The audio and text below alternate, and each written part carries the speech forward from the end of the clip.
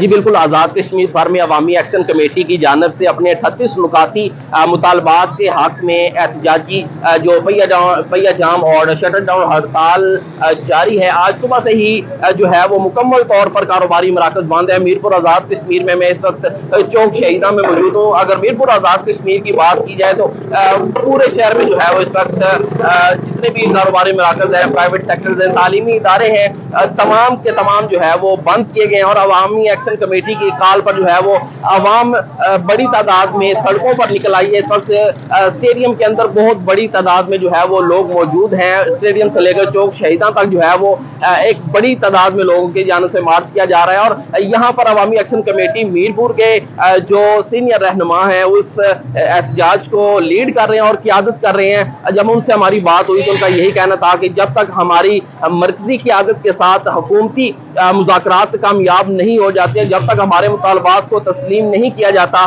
یہ جو احتجاج ہے یہ غیر معینہ مدت تک جاری رہے گا۔ اور یہاں پر عوام کا جوش و خروش جو نظر آ رہا ہے، اور خاص طور پر جو عوامی ایکشن کمیٹی کے رہنماؤں کی جانب سے عوام کو پرامن رہنے کی جو ہے وہ اپیل کی جا رہی ہے۔ دوسری جانب پولیس کی ایک بھاری نفری جو وفاق سے بھی منگوائی گئی، اور مقامی پولیس کی بھاری نفری یہاں پر امن و امان کو قائم رکھنے کے لیے سٹینڈ بائی ہے۔ اس کے علاوہ میں آپ کو یہ بھی بتاتا چلوں کہ حکومت آزاد کشمیر کی جانب سے 24 گھنٹے قبل موبائل اور انٹرنیٹ سروس جو ہے وہ مکمل طور پر بند کر دی گئی تھی۔